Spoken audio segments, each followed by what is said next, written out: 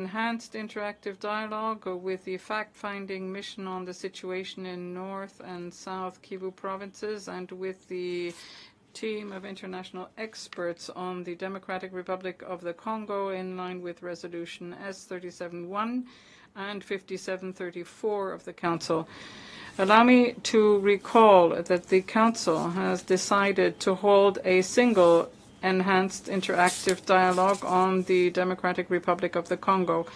During its meeting on the 8th of December, the Bureau had decided to propose to the Council that the speaking time for the delegation of the country concerned by the two resolutions, that is to say the Democratic Republic of the Congo, be of 12 minutes total, that is to say 8 minutes for the introductory statement and 4 minutes for the conclusion.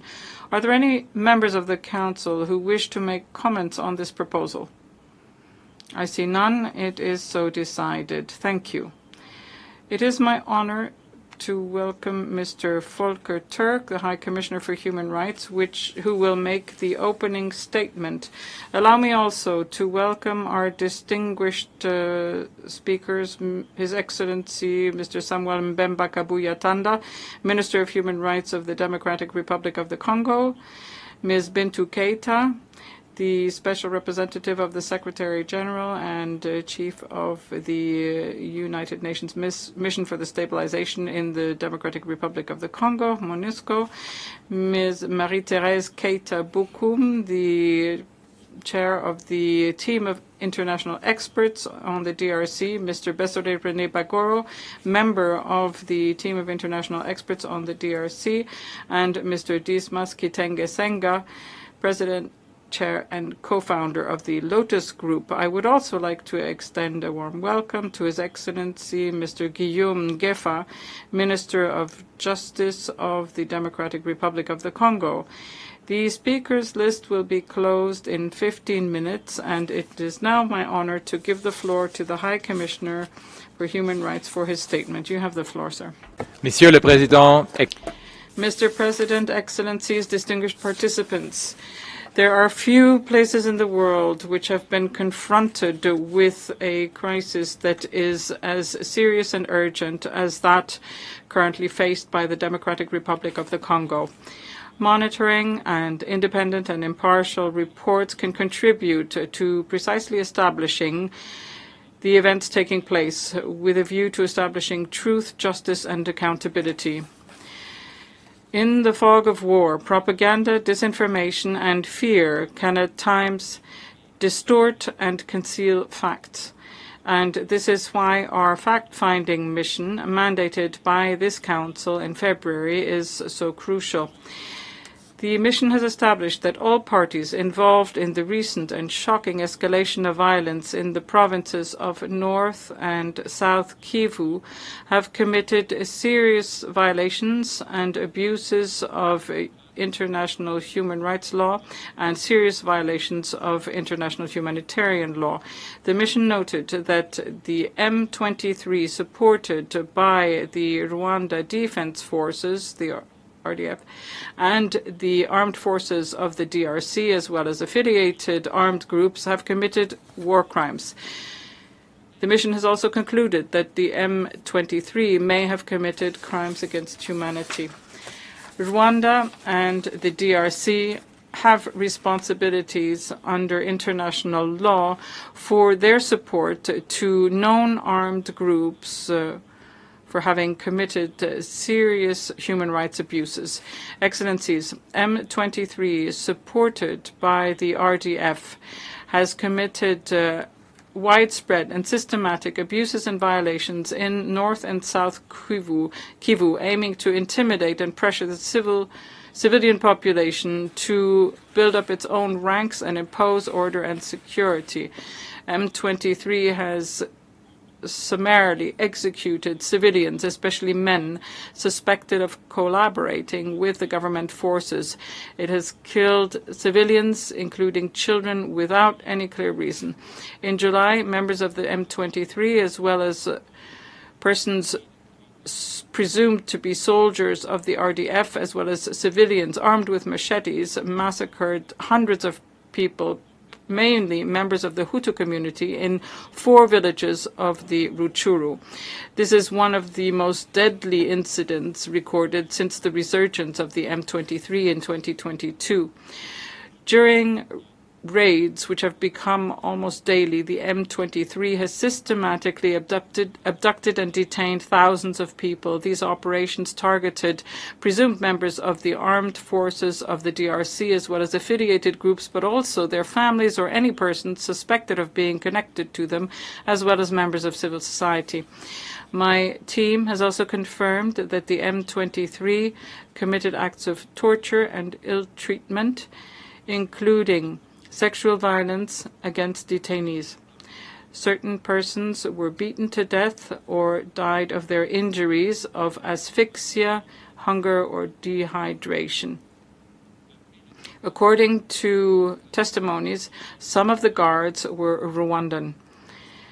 Thousands of civilians, including children, were subsequently sent to so-called training camps where they were subjected to forced labor, to military servitude and other forms of torture and ill treatment.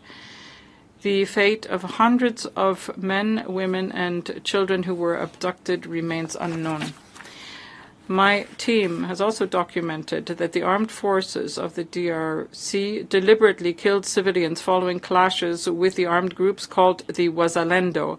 We noted that the Wazalendo managed at least 13 sites where detainees were subjected to torture and ill treatment. According to the mission, Wazalendo groups had recruited children below the age of 18 years and in some cases below the age of 15 years to use them as combatants, messengers, guides, or as spies, and that they were holding them arbitrarily in inhumane conditions. Excellencies, for decades, sexual violence has been used as a weapon of war in the Democratic Republic of the Congo. Today, this horror continues. Our mission has established that the majority of parties to the conflict commit large-scale sexual violence. Women and girls, some of whom were only 10 years old, were abducted, subjected to gang rape, reduced to sexual slavery, and humiliated, that is to say, completely dehumanized. Some died as a consequence of these rapes. My team also documented cases of sexual violence against the men, boys, and LGBT persons. Even if we know that these crimes are only very rarely reported due to stigmatization and fear. My team has identified a pattern of generalized sexual violence committed by the members of the armed forces of the DRC and the Wazalendo during their withdrawal from the front lines. These crimes have left deep scars on the victims. They suffer from mental and psychological trauma, as well as physical trauma, undesired pregnancies, and a risk of lifelong harm to their health, including by infertility or HIV infection. I myself met victims and survivors at the displaced persons camp in Bulengo in 2024, and I saw with my own eyes to what extent sexual violences tear apart family and community links, often forcing survivors to leave their homes.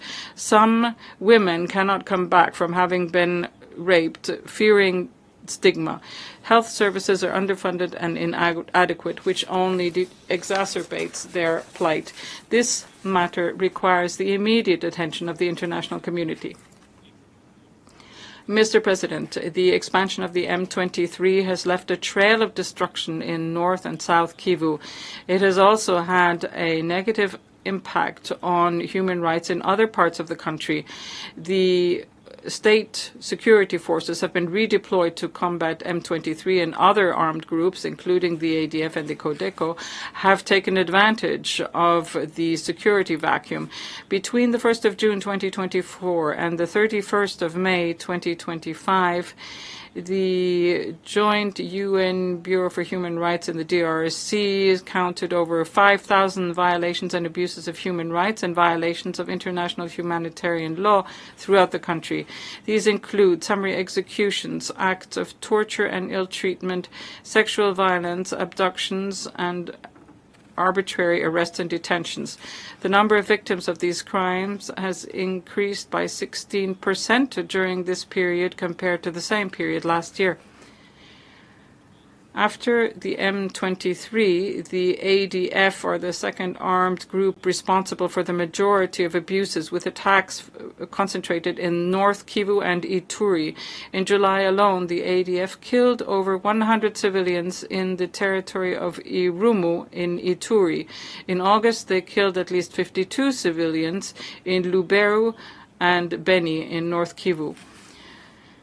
During the period under consideration, the majority of parties to the conflict have multiplied arbitrary detests and arrests of political opponents, as well as threats against human rights defenders, journalists, and civil society activists.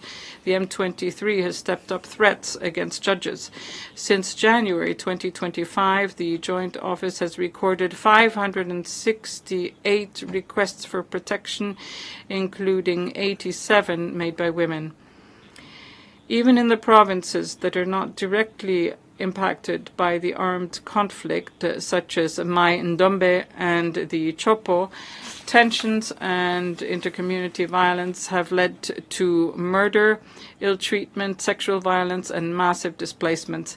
In Kinshasa and in the Kasai province, my office reports that hate speech and ethnically based attacks have increased against persons presumed to be associated to M23.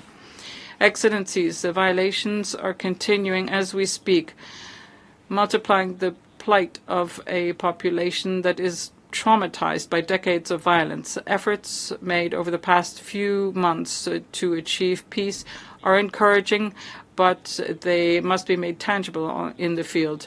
A genuine ceasefire is urgently necessary.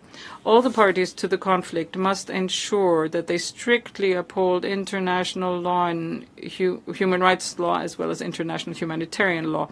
Rwanda must immediately stop any support to M23 and withdraw its armed forces from the DRC. It must conduct inquiries on allegations of violations and abuse which are attributed to it, and hold the perpetrators accountable. The DRC must ensure that its forces uphold international law. It must stop any form of support to the Wazalendo or other armed groups, and ensure that all suspected perpetrators of abuses and violations in DRC be brought to justice. I urge states to exert maximum pressure on Rwanda and the DRC to ensure that they put an end to any support to armed groups known to have committed serious human rights abuses, and to ensure that humanitarian assistance is delivered to all those in need, and that they support the mediation process and the process for an effective peace. A peace founded in human rights implies that the authors, the perpetrators of horrific crimes committed, must be held accountable. It also implies that children traumatized by extreme violence, which they witnessed, must be treated and protected. It also involves recognizing and integrating measures aiming to establish truth and reparations for damage caused. It also involves a clear commitment to prevent the repetition of such atrocities. Excellencies, you have the facts before you. This knowledge must constitute a lever for change in order to ensure that this Council and the international community as a whole take action to put an end to violence, protect victims, and guarantee justice. I urge Member States to ensure adequate support to the Commission of Inquiry entrusted with bringing this essential work forward, to establish the foundations of justice for the innumerable victims of the conflict in the DRC. Thank you. Thank you. I now give the floor to His Excellency Samuel Mbemba, who is the Minister. We'll first of all hear some introductory remarks from the Minister of Justice. President, High Commissioner for Human Rights, Madam Special Representative of the Secretary General for the DRC, ambassadors, members of the Council, international experts, please allow me to introduce the government delegation accompanying me. I am joined by the Minister for Human Rights, Samuel Mbenda Kabuyatanda, the Minister for Communication and Media, Patrick Muyaya, Deputy Minister for Foreign Affairs, Aigana Gado Anuela, and I myself am the Minister of State and Minister of Justice. Would like to express our desire to give a serious response to the concerns contained in the report and to hold an interactive dialogue with the Council. I'd like to thank the United Nations High Commissioner for Human Rights for the high-quality report. This confirms the fact that the conflict in the eastern part of our country is an international armed conflict with the confirmed presence of Rwandan troops. It's not an internal conflict. It is being fueled by external aggression led by Rwanda, and which is supporting M23 AFC. The extent of the serious violations of human rights and international humanitarian law will now be described by His Excellency, the Minister for Human Rights. I would like to greet you on behalf of the President of the Democratic Republic of Congo, His Excellency Felix Antoine Tshisekedi, and on behalf of the Congolese government and people. I too would like to congratulate the High Commissioner for his final report on the fact-finding mission, but I would like to point out that the High Commissioner could, on the basis of his own team's findings, have termed his findings as a genocide. Mass systematic crimes are being committed in the Democratic Republic of Congo by Rwanda and its proxies, the M23 and the AFC. There have been massacres of civilians, forced displacement, sexual violence, child conscription, and attacks on civilian infrastructure, in particular schools and hospitals. The most recent dates from July, when almost 300 of our citizens were brutally massacred in the Rutshuru area. There has been a report confirming this by the United Nations, and Human Rights Watch was even more precise with an accurate documentation of the massacre of 140 Hutus. This sows the seeds of ethnic cleansing, which is at the heart of genocide in line with international law. Another serious massacre occurred in Shishisei in November 2022, which was committed by the same forces using the same modus operandi. Furthermore, the government continues to monitor all human rights violations which are still being committed by the occupying forces, which have established a system of governance by crime. Resolution 37.1 of the Council condemns these violations and calls for the immediate withdrawal of the Rwandan forces and their proxies, AFC M23, but these demands remain a dead letter up until today. So this is why we are calling for the Independent Commission of Inquiry to be fully established by nominating the investigators so that they can investigate the crimes and put an end to impunity. This will hold perpetrators accountable, and in order to describe the situation on the ground, I would now like to give the floor to the Minister for Communication, who is in the room. Our armed forces are a republican force subject to international law. They are not linked in any way to the FDLR. Quite the opposite. The instructions to the army from the president are strict, and it prevents any form of collusion, and disciplinary measures are taken against anyone who is suspected of collusion.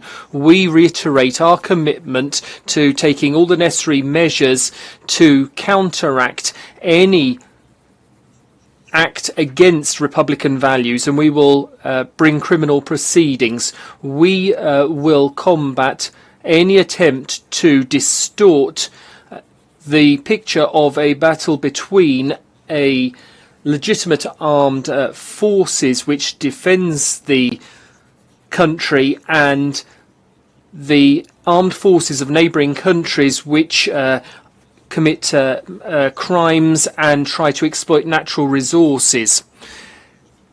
There are self-defence groups which protect civilians from massacres because they are being caused by the resurgence of the M23, which is undermining the Nairobi process led by President Kenyatta, which had started the demobilization of all forces. When it comes to hate speech, refugees, or the presidents of FDLR, all of these issues will not be overcome for as long as the Rwandan armed forces continue to support proxies in our country and continue to commit the crimes which have just been mentioned by the Minister for Human Rights. In this context, we have created the Armed Defence Reserve in order to provide a framework for these armed forces, and we vet them rigorously. We would like to express our gratitude to the international team of experts, but we want the focus to be placed on the effective implementation of the Independent Commission of Inquiry. This is the only way in which we will break the cycle of impunity and provide justice to victims. In the East of our country, there is a human tragedy which cannot be ignored, and so we call for urgent action for truth to be established and perpetrators to be held accountable and dignity be restored to victims. It's only through acts and not just by words that we can lay the foundations for lasting peace. Thank you. Merci. Je donne... Thank you. I now call on Ms. Bintu Keita for her presentation.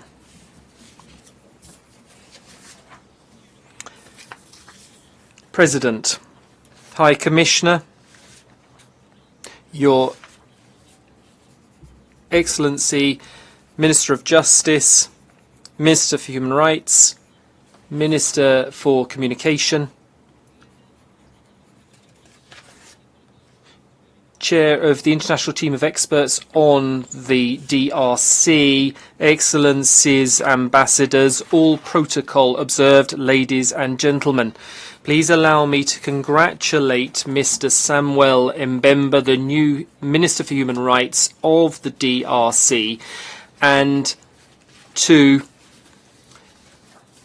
confirm MONUSCO's commitment to cooperate with him in order to protect human rights, transitional justice and the fight against impunity. I would like to thank the High Commissioner for his presentation on the human rights situation, which continues to deteriorate, particularly affecting women, children and persons displaced by the conflicts. I hail the work of the fact-finding mission and member states' cooperation for effectively implementing this mandate. I also hail the continuing work of the international team of experts, and I urge the Council to continue to support the team. As part of the Washington and Doha peace process, I urge all parties to respect their commitments and to strive to ensure that human rights and protection of civilians are at the heart of these initiatives. despite the Security Council resolution calling for an immediate ceasefire, there continues to be confrontations. The level of human rights violations and those of international humanitarian law may undermine any efforts to curb the violence in the east of the country. I'm particularly concerned, by the summary executions carried out by M23 in the Rutshuru area, despite progress made as part of the Arrow 2 dialogue in Ituri province, supported by MONUSCO. The security situation gets progressively worse with resumption of hostilities, and the civilian population are paying a high price for this. Over the last 2 months, the Allied democratic forces have increased their attacks against civilians in North Kivu and Ituri, causing the deaths of at least 200 civilians, including women and children. I'm particularly concerned by the situation of victims of sexual violence, particularly women and girls. The number of cases is increasing whilst support for the victims is decreasing. The humanitarian situation is not really improving. Over 8 million displaced persons are finding it difficult to get any humanitarian aid because of insecurity and lack of resources. And at least 3 humanitarians have been killed since the start of this year. President, human rights abuses, particularly more and more cases of arbitrary detention, particularly in the areas under the control of the M23 AFC, is extremely worrying. Civil society activists, human rights defenders and journalists are the target of unprecedented persecution. In the areas under M23 control, despite restrictions facing MONUSCO, MONUSCO continues to host many civilians in its bases in Goma, including civil society activists and human rights defenders. Despite the security challenges, the mission continues to play a crucial role in protecting civilians in the part under the control of the Congolese state. This year, we've strengthened patrols in high-risk areas and made it easier for displaced persons to get back to certain places, and we have been combating impunity. Whilst there's documented hate speech decreasing since the end of last year, we've seen that there has been a worsening security situation in the east of the province. In order to counteract this tendency, the United Nations launched a campaign, Living Better Together, in May to promote social cohesion and provide an enabling environment for peace initiatives. The nation has significantly undermined our ability to fulfill our human rights mandate.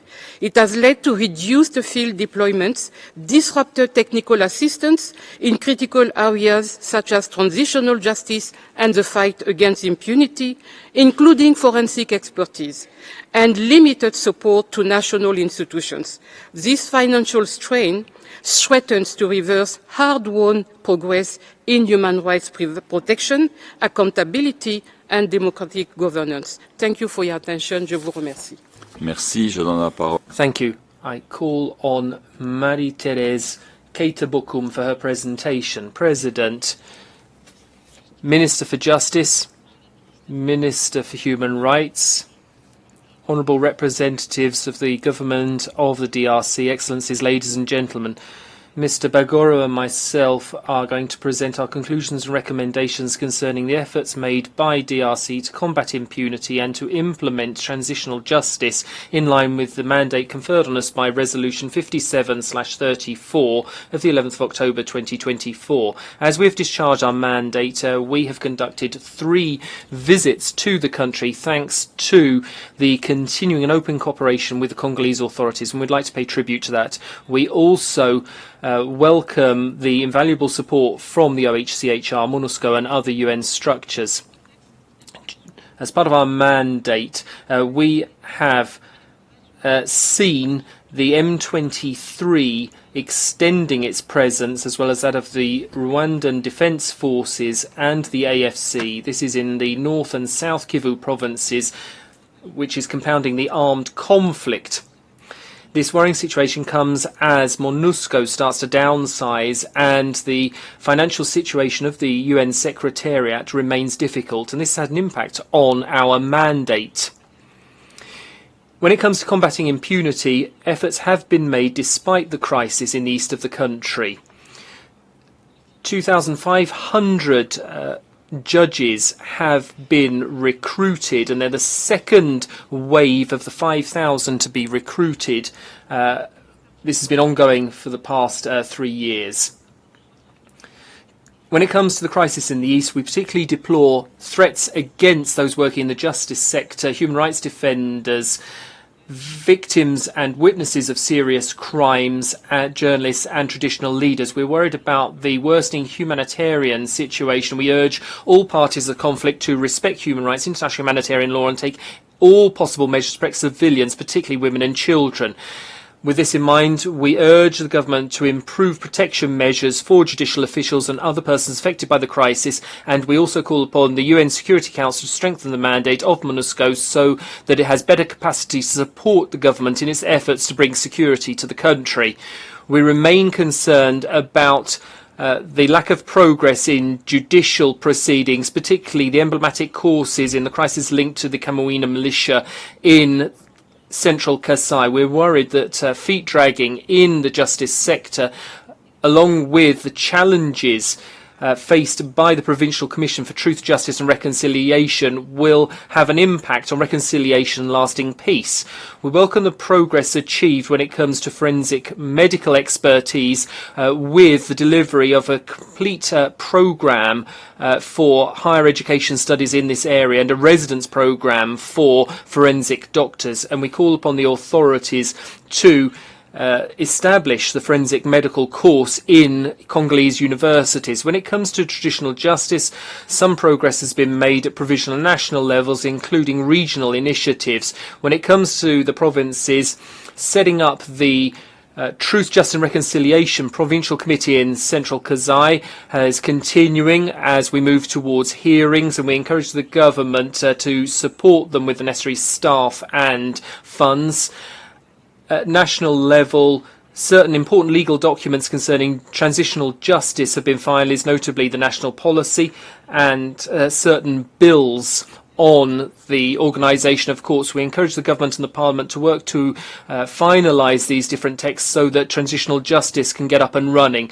We also say that national consultations to be held to better take into account the concerns of civilians. At a regional level, we welcome progress achieved in the peace progress linked to the East, but there is a lack of accountability and references to the rights to truth, justice, reparations, guarantees of non-repetition. We urge everyone to include transitional justice in peace negotiations and focus on the participation of civil society organisations, women's organisations. We also encourage cross-border judicial cooperation. There are a number of challenges, though, facing transitional justice. There has to be strategic communication around this process, appropriate funding, and there needs to be national coordination mechanisms and the intervention of international partners in the area of transitional justice. Without a shadow of doubt, progress has been made in transitional justice, but a lot still needs to be done, notably when it comes to combating impunity and searching for truth and ensuring that there is no repetition, including at the sub-regional level. This is the only way of holding internal, external perpetrators of serious crimes accountable and providing victims with justice.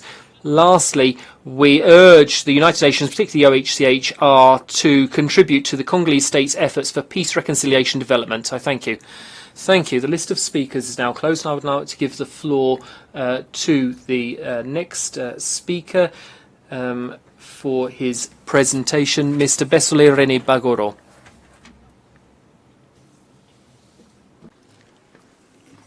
Alors, je donne la parole à M. I call on Dismas Senga,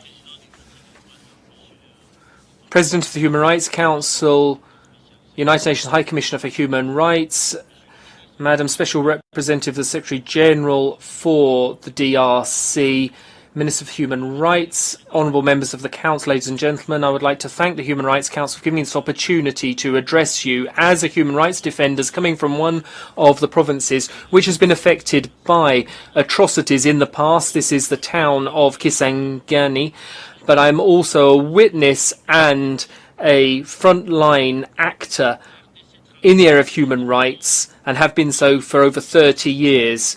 The DRC is going through one of the most serious moments in its history following the aggression by Rwanda and the protracted and complex armed conflict in the eastern part of the country and the serious human rights abuses and violence perpetrated against civilians.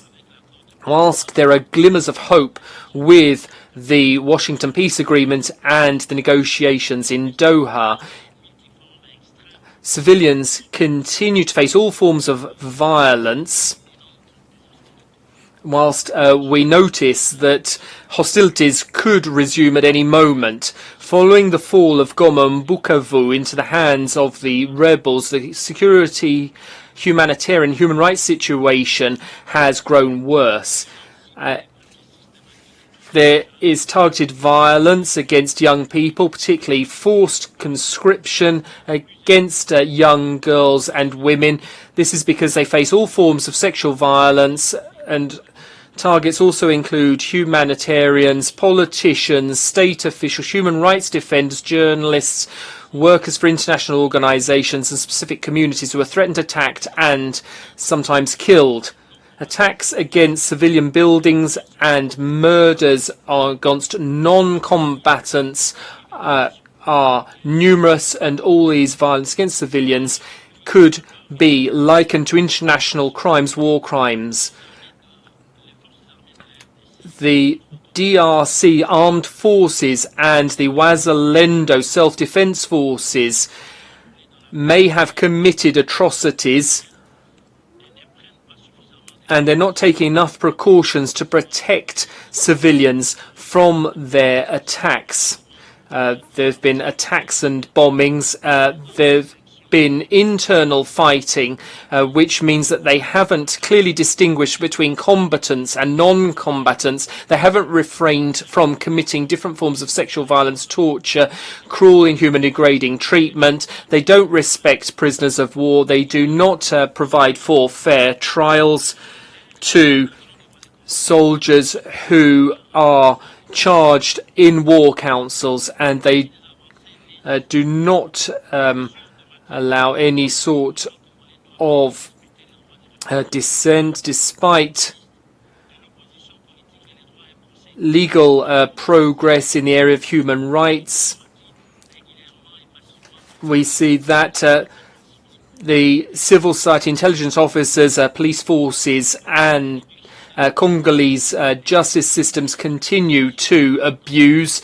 There's shrinking civic space. We've seen an escalation in number of arrests and legal detention in recent months. There's lack of access to custody facilities, and the death penalty has been brought back, and we're worried about that in particular.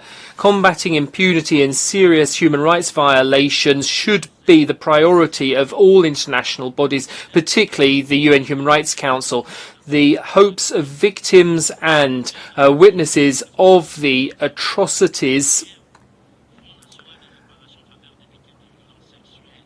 have been reignited by the establishment of a special fund and an interinstitutional commission for providing support to victims. These initiatives should be supported, as they should also accompany the establishment of all the pillars of transitional justice and legal reform in order to ensure true rule of law in the DRC. The various peace agreements should also take justice into consideration, because the voices and rights of victims must be heard and respected.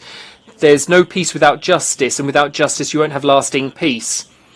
Congolese civil society supports the conclusions of the fact-finding mission's report, and we believe it's absolutely vital and useful to extend this initiative to other provinces affected by the conflict, including Ituri and Shopo.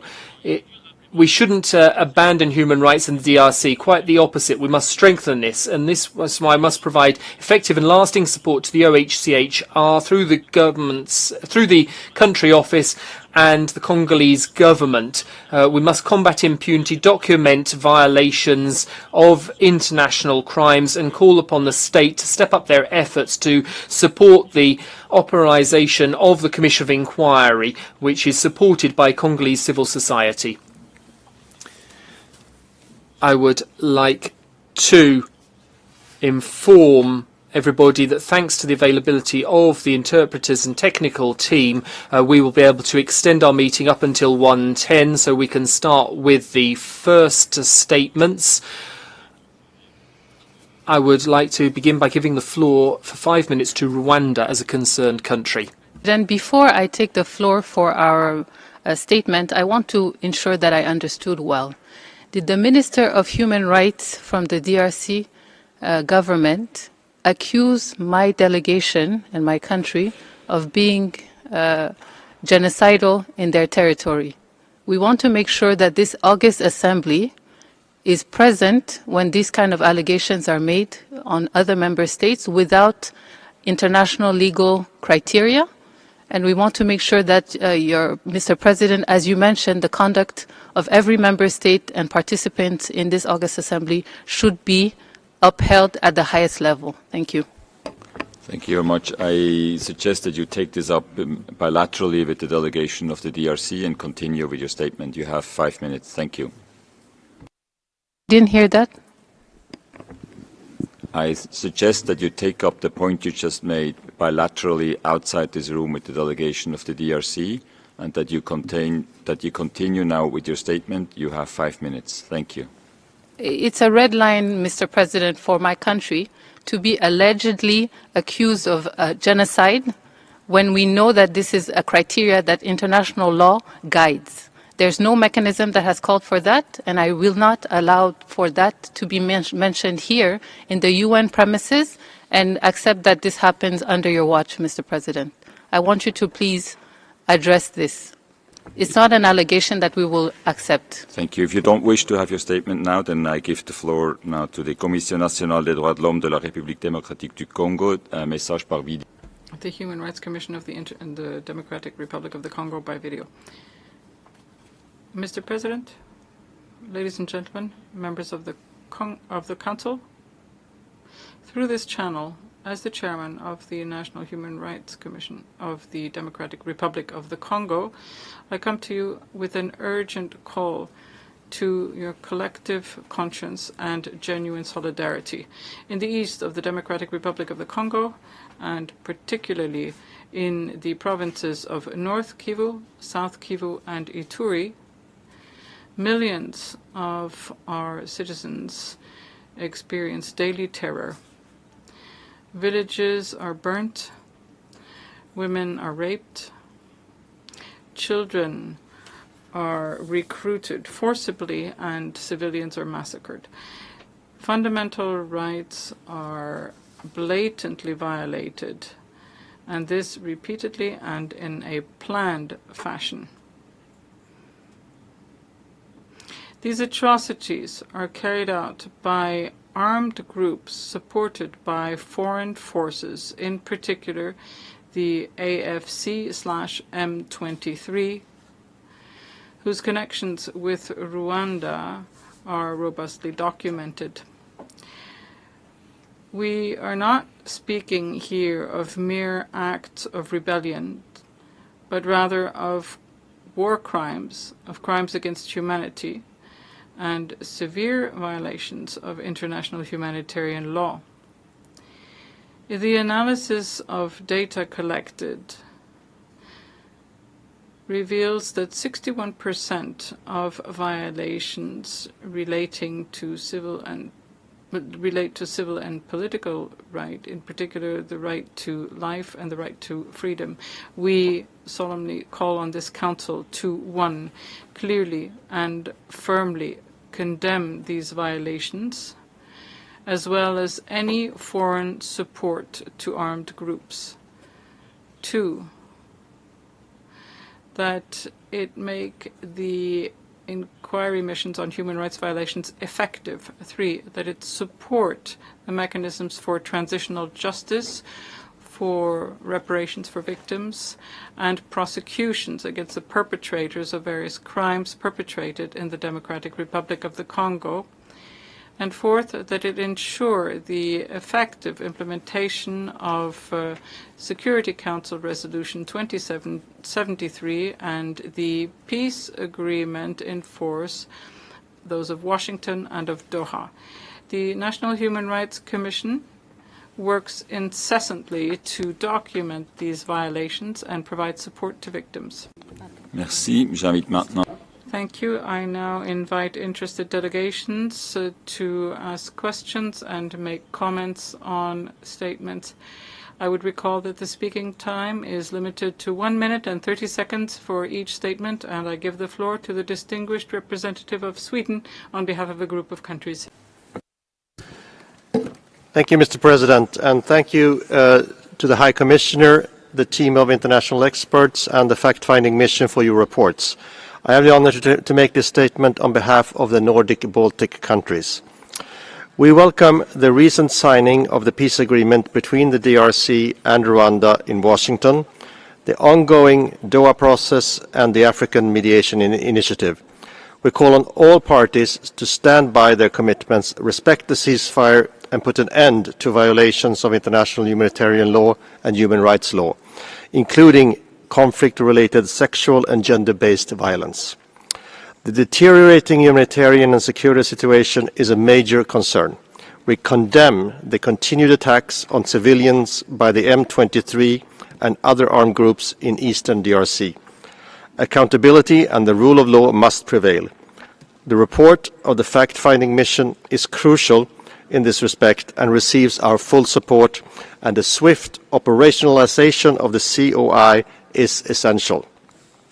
We're also closely following the developments in the appeal trial of the murders of UN experts Zaida Catalan and Michael Sharp in Kasai Central in 2017, including the investigation into the disappearance of their 4 Congolese companions. The legal process remains vital and has our full support. Finally, High Commissioner, what can we collectively do now to strengthen accountability and transition? Thank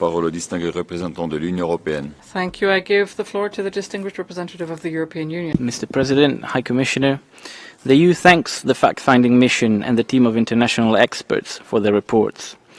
We also commend the technical assistance provided, particularly in the field of forensic medicine, which plays a vital role in supporting accountability efforts and combating impunity. The EU is deeply alarmed by the dramatic escalation of violence in the Eastern Democratic Republic of the Congo and by the FFM's report documenting a pattern of widespread human violations and abuses by all parties, including acts which may constitute war crimes and crimes against humanity. The EU is appalled by the targeted attacks against civilians by all parties. The continuing deterioration of the human rights and humanitarian situation in Eastern Democratic Republic of the Congo warrants the prompt operationalization of the Commission of Inquiry for the DRC. We therefore call on all members to ensure that the OHCHR is adequately funded to carry out the mandates entrusted to it by this Council. High Commissioner, to what extent can OHCHR continue to receive and store relevant information of serious violations and abuses of human rights and international humanitarian law until the Commission of Inquiry is operational? Thank you. Merci. J'entends. Thank you. I hear that the delegation of Rwanda is prepared to make its statement. You have the floor. Mr. President, Rwanda rejects claims that it directs or controls M23. Or any other armed group. Under international law, attribution requires concrete, reviewable proof. The report itself cites access constraint and heavy reliance on remote, open source material with no access of data. Such grave allegation must be backed by verifiable evidence. A simple word count of the FFM report reveals an interesting picture. M23 appears 110 times in the report. Rwanda/RDF appears 65 times. FRDC, 42. Wazalendo, 43. FDLR, only 15. and generic armed groups 23 times. This imbalance shapes a pre-cooked narrative and skews the reality on the ground. It overlooks roughly 260 armed groups that operate actively in the eastern DRC, in addition of armed foreign involvement alongside FRDC, including private military contractors, mercenaries, and bilateral military forces. This fits a pattern of politicized reporting that vilifies Rwanda without evidence. Rwanda is a UN member state that contributes to peace and stability. We will not accept being continuously subjected to baseless accusation. Rigorous evidence is non-negotiable, and any breach of that standard will be challenged every single time. Rwanda also rejects any involvement in the events reported in Rutshuru in July 2025. Even the report acknowledges shortcomings in verification. Phone records and satellite images alone are not enough, especially when victims are tied to ethnical labels in ways that can inflame tensions. Meanwhile, the reports minimize the verified hate speech and identity-based attacks against the Congolese Tutsi communities that continue, particularly around Minembwe in South Kivu. The pattern is clear and urgent. We ask the Council to treat this as an early warning priority and act now. Mr. President, context matters. The DRC has repeatedly committed to neutralizing the FDLR. Through the Washington Peace Agreement, the African Union, Nairobi and Luanda process, relevant Security Council tracks, and the MONUSCO mandates. Instead, the DRC-backed FDLR have been equipped, enabled, and give space to recruit, spread genocidal ideology in the eastern DRC. And this brings me to MONUSCO. 25 years have passed. Billions have been spent. Civilians are still not protected, with the DRC-backed FDLR being provided more arms and actively recruiting. The UN's costliest mission cannot be measured by reports. Renewing mandates without review to apply effective change clearly repeats failure. Mr. President, I conclude with 3 points. We urge the Council to pause new mandates and launch a UN-aligned review to streamline overlapping mechanisms under Item 2 and 10 and redirect resources to what would be the most effective for civilians. 2, adopt and publish one evidentiary standard for all. Give concerned states timely prior notice of reports so that they can engage before any public condemnation. Condemnation without engagement is counterproductive. 3, we reject all recommendations addressed to Rwanda. It is very concerning that a point of order was ignored by the President of the Council when my delegation called for clarification of a grave allegation that was not made with any evidence.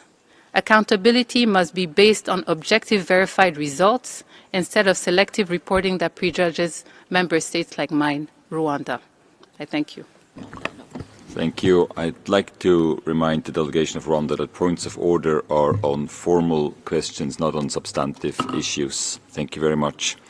Ceci nous amène à la fin de cette séance. This brings us to the end of this meeting, and we will resume it this afternoon at 3 to continue the enhanced interactive dialogue on the Democratic Republic of the Congo and under Agenda Item 2. I declare closed the 60th meeting of the Human Rights Council. Thank you and have a good lunch.